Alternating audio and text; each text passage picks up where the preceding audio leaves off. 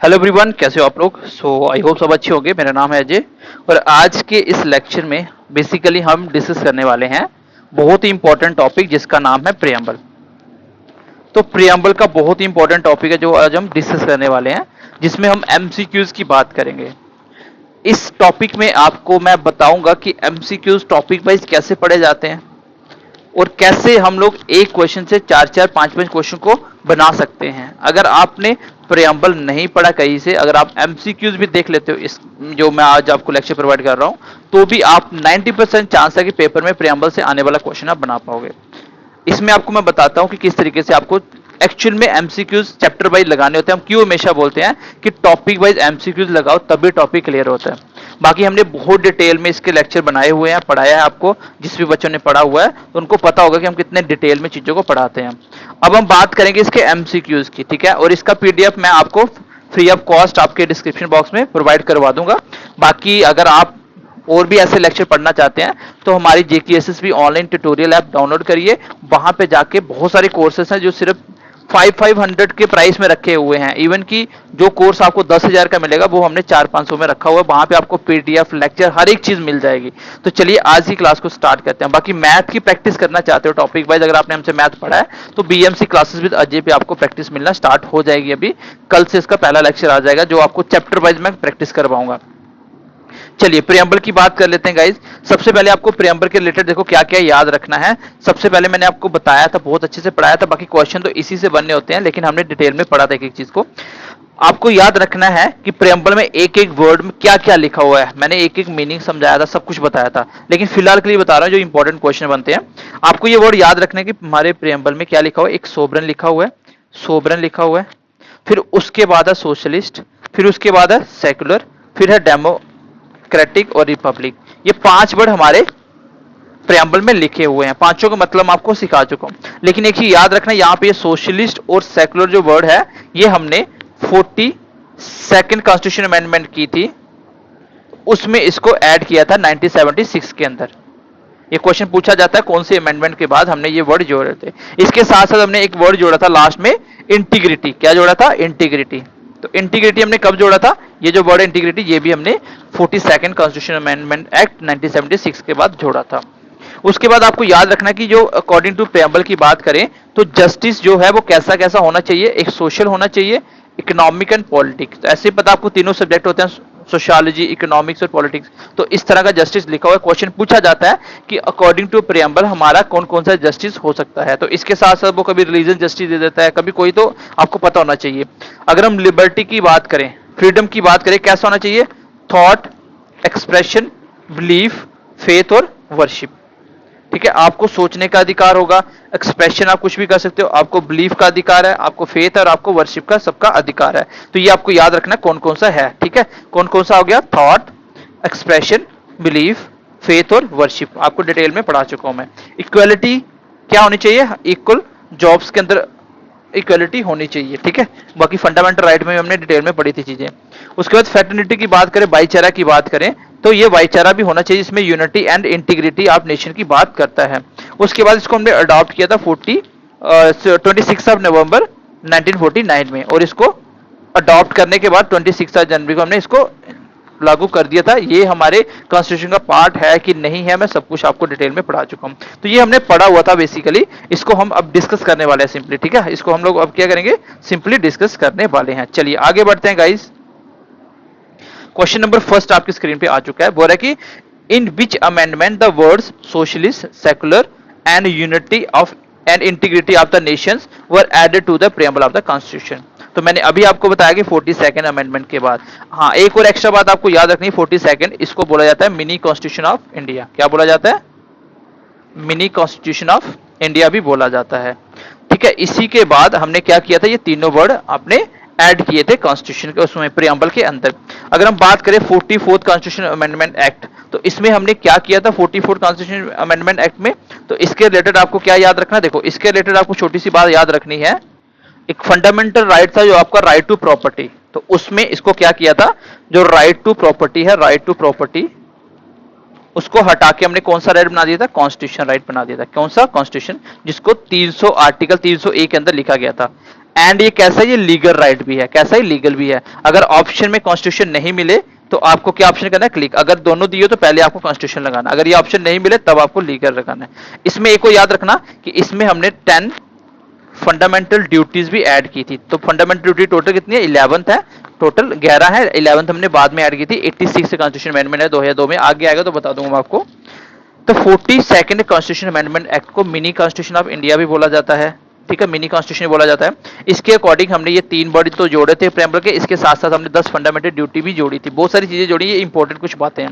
44th constitution amendment 1978 में हुई थी, 1978 में हुई थी, जिसके अकॉर्डिंग हमने राइट टू प्रॉपर्टी को फंडामेंटल राइट 31 आर्टिकल को हटा के उसकी जगह हमने इसको क्या बना दिया, कॉन्स्टिट्यूशन राइट बना दिया, और इसी को हम लीगल राइट भी बोल देते हैं। अगर कॉन्स्टिट्यूशन ऑप्शन नहीं है तो लीगल राइट पे क्लिक करना है। ये 52 अमेंडमेंट किसके अकॉर्डिंग है, ये है एंटी डिफेक्शन लॉ के अकॉर्डिंग। क्या है ये, एंटी डिफेक्शन लॉ। ये शेड्यूल नंबर 10th में ऐड हुआ था।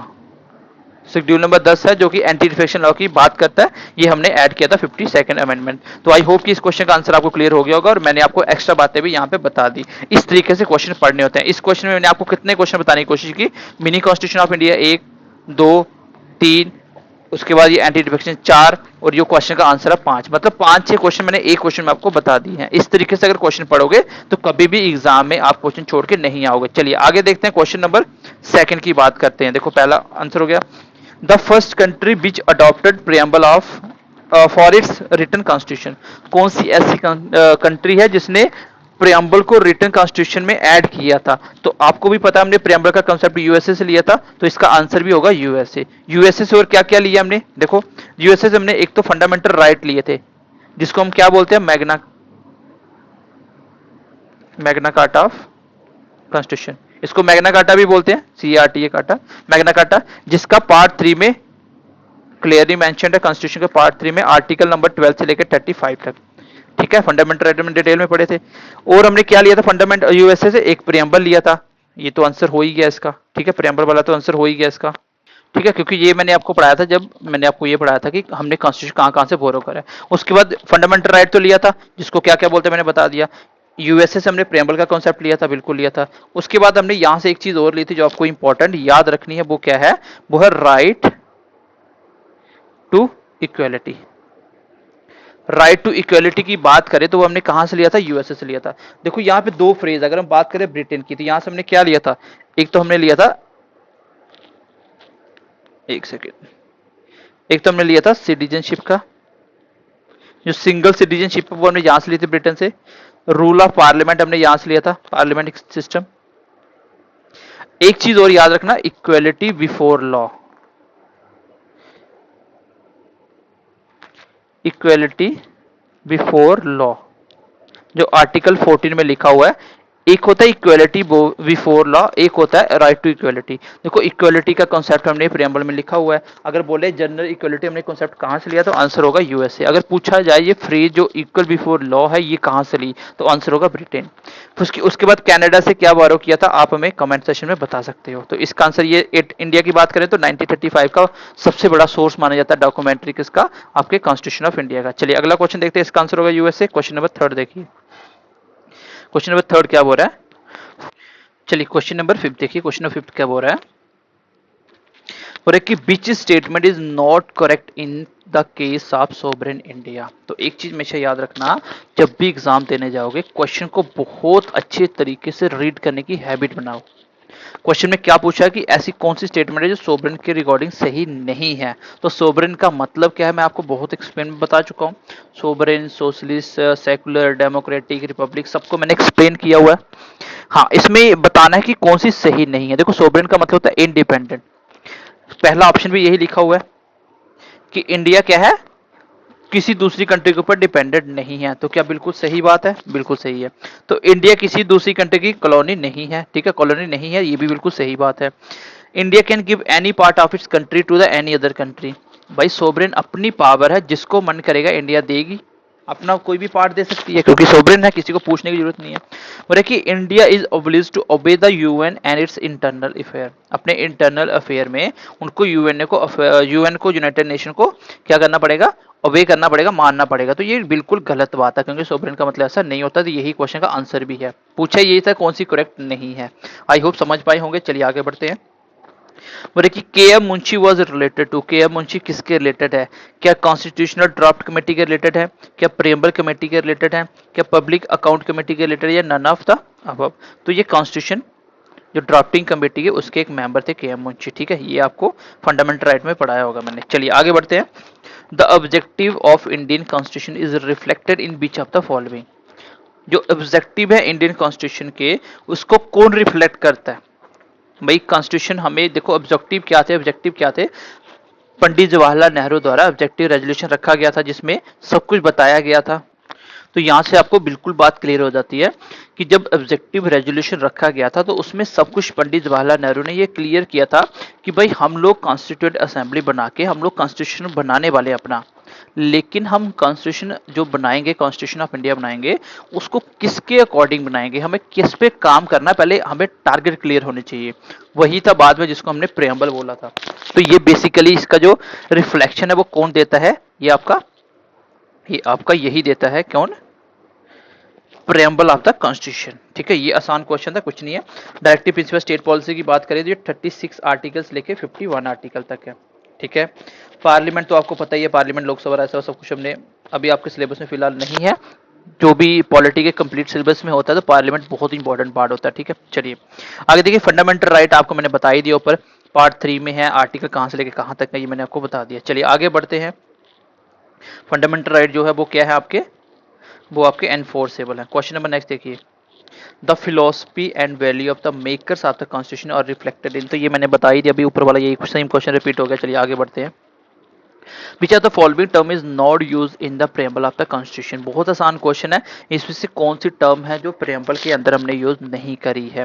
देखो सबसे पहले क्या था? सोवरेन था, फिर क्या था? सोशलिस्ट था, फिर क्या सेकुलरिज्म है, फिर क्या डेमोक्रेटिक है, फिर क्या रिपब्लिक। तो बताइए कौन सा नहीं है? तो यूनियन वर्ड नहीं है। मैंने पहले ही बोला था कि एक एक वर्ड से क्वेश्चन पूछा जाता है, एक एक वर्ड से क्वेश्चन पूछा जाता है, आपको ध्यान से इसको पढ़ना है।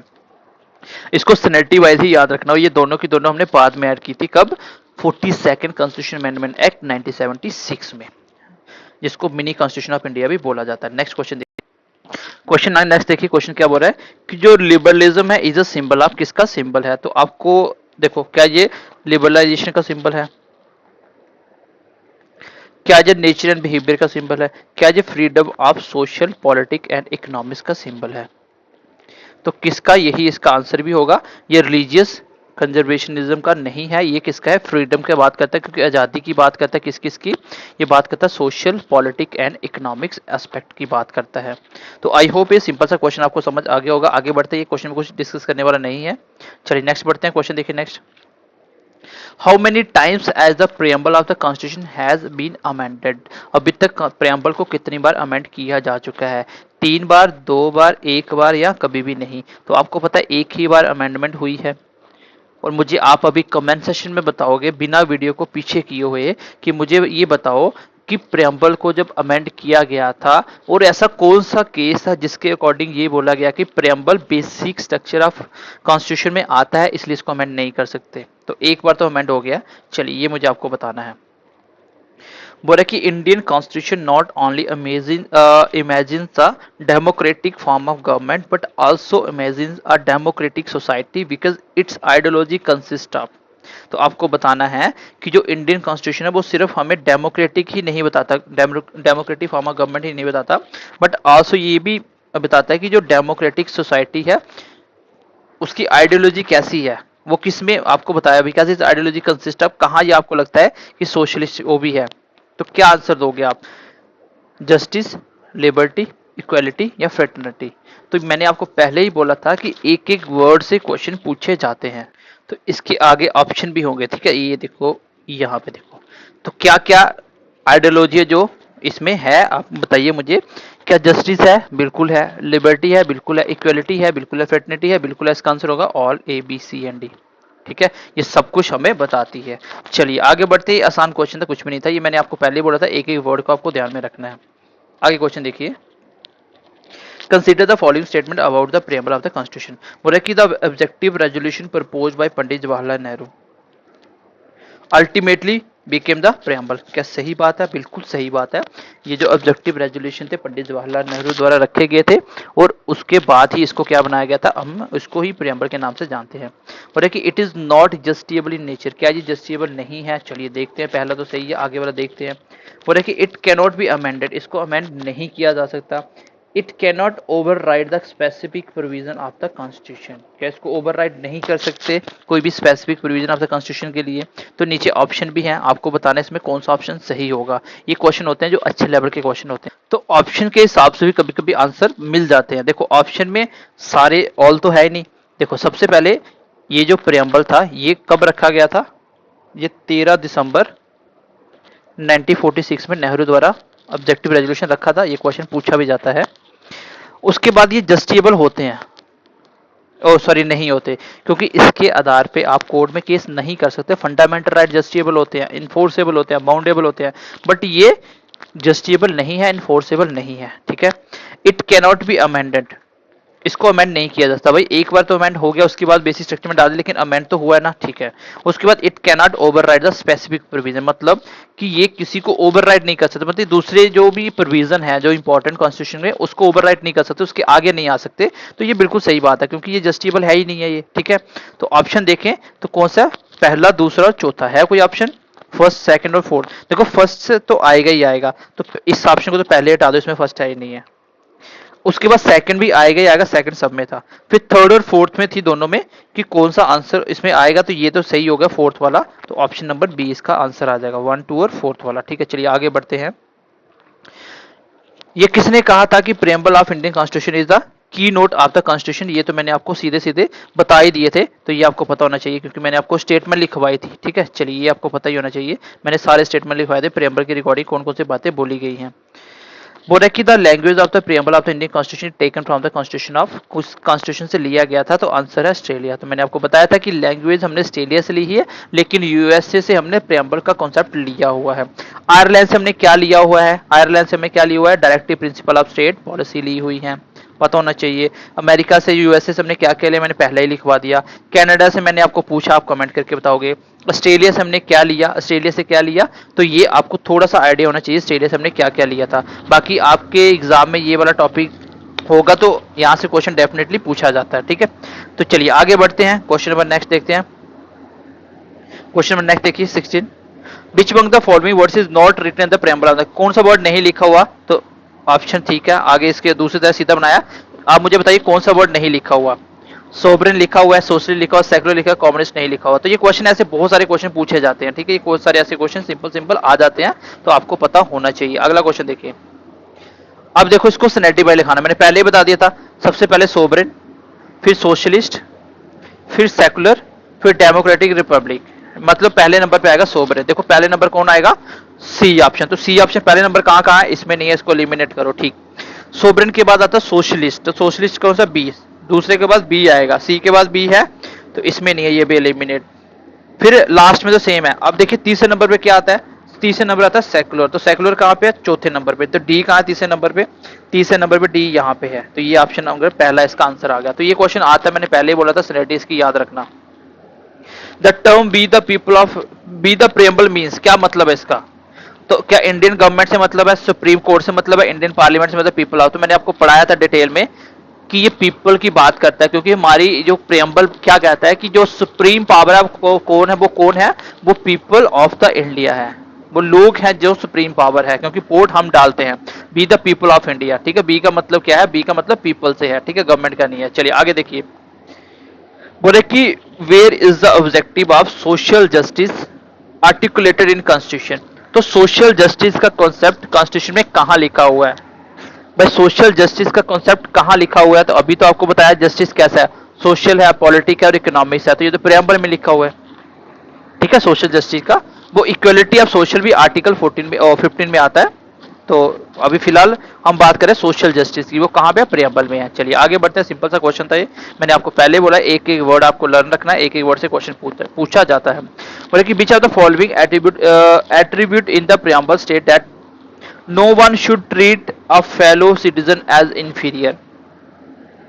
Justice, liberty, equality and fraternity. आगे ऑप्शन देखो, एबीसी के फॉर्म में दिया नहीं, सीधा ऑप्शन दिया हुआ है। चलिए ये इस क्वेश्चन का मतलब समझ लेते हैं, क्योंकि क्वेश्चन अच्छा है, थोड़ा सा बेसिक क्वेश्चन है। तो इस क्वेश्चन का मतलब ये है कि भाई हमारा जो प्रेम्बल क्या कहता है कि किसी भी जो हमारे इंडिया का सिटीजन है उसको एज अ एसेट ट्रीट नहीं किया जाएगा, वो दूसरे से छोटा है, इंफीरियर है। तो इसका मतलब क्या, ये किसके रिकॉर्डिंग का स्टेटमेंट, क्या कि जस्टिस के रिकॉर्डिंग है, लिबर्टी, इक्वलिटी या फ्रेटर्निटी? तो ये बेसिकली फ्रेटर्निटी है। क्यों? क्योंकि कोई भी छोटा नहीं है, मतलब सब बराबर हैं, सब आपस में एक जैसा ट्रीट करते हैं, भाईचारा है, तो फ्रेटर्निटी आ जाता है। मैं यहाँ पे कुछ बातें बताता हूँ। जस्टिस कैसा कैसा है? इकोनॉमिक्स, पॉलिटिक्स और सोशलिस्ट बता दिया मैंने ये आपको, ठीक है। लिबर्टी कैसी कैसी है हमें? भाई लिबर्टी कैसी है मैंने आपको बताया था, थॉट की, ठीक है, थॉट की, एक्सप्रेशन की, बिलीफ की, उसके बाद फेथ की और वर्शिप की। ये मैंने 5 प्रकार की आपको लिबर्टी बताई थी। इक्वलिटी कैसी है? इक्वल स्टेटस होना चाहिए। और अपॉर्चुनिटी जॉब्स वगैरह में एक जैसी है। फ्रेटर्निटी का मतलब आता है, जब भी वर्ड आता है डिग्निटी की, डिग्निटी का मतलब आपको किसी को नीचा नहीं दिखाना है। जब डिग्निटी आ जाएगा तो वहां पे क्या होगी? यूनिटी की बात होगी, वहां पे इंटीग्रिटी की बात होगी। तो ये वर्ड सारे हमारे कॉन्स्टिट्यूशन में लिखे हुए हैं। इसके रिलेटेड कोई क्वेश्चन आ जाए तो आपको पता होना चाहिए किसकी बात की जा रही है, ठीक है। चलिए आगे बढ़ते हैं, नेक्स्ट क्वेश्चन देखिए। Where can we see the values of Indian democracy in the constitution? हमें डेमोक्रेसी का मतलब कहां से ही इसकी वैल्यू समझ आती है? तो आपको पता है ये प्रेम्बल में ही लिखा हुआ है, क्योंकि इंडिया कैसी है? सोवरेन है, सोशलिस्ट है, सेकुलर है और डेमोक्रेटिक है। तो ये कहां लिखा हुआ है? डेमोक्रेटिक मतलब पीपल ही इसकी पावर है, ये प्रेम्बल में ही लिखा हुआ है। पार्ट थर्ड में क्या लिखा हुआ है? फंडामेंटल राइट लिखे हुए हैं, इसमें डीपीएसपी लिखा हुआ है, इसमें क्या लिखा हुआ है? आपका स्टेट्स एंड ड्यूटीज के बारे में लिखा हुआ है। चलिए, the term fraternity in the preamble of the Indian constitution means the sense of, तो क्या मतलब देता है? क्या ये फ्रेंडलीनेस का स्टेटस है? क्या स्टेटहुड का मतलब है इसका? या लव एंड अफेक्शन है या ब्रदरहुड है? तो आंसर होगा ब्रदरहुड, भाईचारा, ठीक है, भाईचारा का मतलब देता है। चलिए आगे देखिए, which are the following is correct? आपको बताना है इसमें कौन सा करेक्ट है। तो सोशल की बात करें, social equality is not guaranteed in our constitution. क्या सोशल इक्वलिटी जो है हमारे कॉन्स्टिट्यूशन में गारंटेड है? मतलब इसके आधार पे आप किसी भी केस कर सकते हो कि नहीं कर सकते? चलिए मैं इसका भी आपको एक्सप्लेन करूंगा। बोले कि social and equality already exist in our country. क्या ये ऑलरेडी कंट्री में एग्जिस्ट करती है? Social equality is guaranteed in our constitution, तो ये सेम ही ऑप्शन, हाँ ये नॉट है, ये है। तो क्या ये हमारे कॉन्स्टिट्यूशन में ग्रांटेड है कि सोशल इक्वलिटी होनी चाहिए? तो ये क्वेश्चन बेसिकली फंडामेंटल राइट से भी रिलेट करता है, फंडामेंटल राइट से भी रिलेट करता है। तो अगर हम एक एक ऑप्शन को ध्यान से देखो, सबसे पहले ये दोनों स्टेटमेंट में कंफ्यूजन है, इसमें दोनों में एक तो सही होने वाली है, ठीक है। जो सोशल इक्वलिटी है, ये तो सोशल इक्वलिटी हमें प्रेम्बल में भी देखने को मिलती है, ठीक है, मान ली कि वो जस्टिसेबल नहीं है, लेकिन आर्टिकल 14 से 18 क्या बात करता है? इक्वलिटी, इक्वल बिफोर लॉ की बात करता है। तो आर्टिकल 15 में तो साफ साफ मेंशन है कि सोशल इक्वलिटी होनी चाहिए, इक्वल जॉब में इक्वलिटी होनी चाहिए, आर्टिकल 16 में, 15 में होगा, 17 में अनटचेबिलिटी, मतलब सोशल इक्वलिटी की बात करता है। तो ये हमारी कॉन्स्टिट्यूशन में गारंटेड है, यही इसका आंसर है। और ये हमारा ऑलरेडी एग्जिस्ट नहीं था, ऐसा नहीं था, और कॉन्स्टिट्यूशन आने के बाद इसको बनाया था, पहले एग्जिस्ट नहीं करता था। चलिए आगे बढ़ते हैं, क्वेश्चन देखिए next. Which one of the following liberty is not embodied in the preamble of the constitution, जब preamble to the constitution India. तो ये आपको पता होना चाहिए, थॉट का है, एक्सप्रेशन है, बिलीफ है, लिबर्टी, कौन कौन सी? लिबर्टी बिलीफ की है, एक्सप्रेशन की है, थॉट की, इकोनॉमिक्स हमारे पास जस्टिस है, ना कि लिबर्टी है। चलिए आगे बढ़ते हैं। What is the mean when the constitution declare India secular state? इसका क्या मतलब सेक्युलर स्टेट का? तो पहले भी मैं एक्सप्लेन कर चुका हूं, फिर से एक बार कर देता हूं। भाई सेक्युलर स्टेट का मतलब क्या है? यहाँ पे तो इसके ऑप्शन नहीं है, चलो इसको करेक्शन कर देंगे। अगला क्वेश्चन देखो आप, क्वेश्चन क्या बोला है? What was the exact constitutional position of the Indian Republic when the constitution of the Indian Republic when the constitution of was brought into force with effect from 26 January 1950? A democratic Republic, जब हमने preamble को adopt किया था 26 नवंबर 1949 में, और इसको हमने effect में इसको लागू कर दिया था 26 जनवरी को, ठीक है। उसके बाद बोला कि इसमें कौन कौन सा था उस टाइम? तो मैंने आपको पहले बोला सोशलिस्ट और सेकुलर हमने बाद में ऐड किया था, सोशलिस्ट और सेकुलर तो नहीं होगा, ठीक है। तो क्या क्या था? सोवरेन था पहले, डेमोक्रेटिक रिपब्लिक, और ये इस क्वेश्चन का आंसर हो जाएगा। ये सोवरेन, सेकुलर, सोशलिस्ट, ये जो है ये स्नेटिव भी गलत कर दिया। ये पांचों थे कब? जब 1976 में अमेंडमेंट हुआ था। तो ये मैंने आपको पहले भी क्वेश्चन करवा दिया, आपको पता होना चाहिए। चलिए आगे बढ़ते हैं। रिपब्लिक का मतलब क्या होता है? Republic means ultimate power is held by the the monarch, the people, the winning party, the minister. तो पीपल, आपको जब भी पढ़ना है कुछ भी तो आपको पता है कि इंडिया में इंडिया डेमोक्रेटिक कंट्री है, इंडिया में डेमोक्रेसी है, डेट मीन्स की पीपल ही पावर है, हम लोग चाहे कुछ भी कर सकते हैं, हम ही तो लोगों को वोट देते हैं। चलिए अगला क्वेश्चन देखिए। The preamble of the Indian Constitution adopted on 26th of November 1949 did not include the terms। जब 49 में अडॉप्ट किया था इसमें कौन सी टर्म इंक्लूड नहीं थी? तो आपको पता है कि इंटीग्रिटी इंक्लूड तो नहीं थी, इसको 96 में किया था।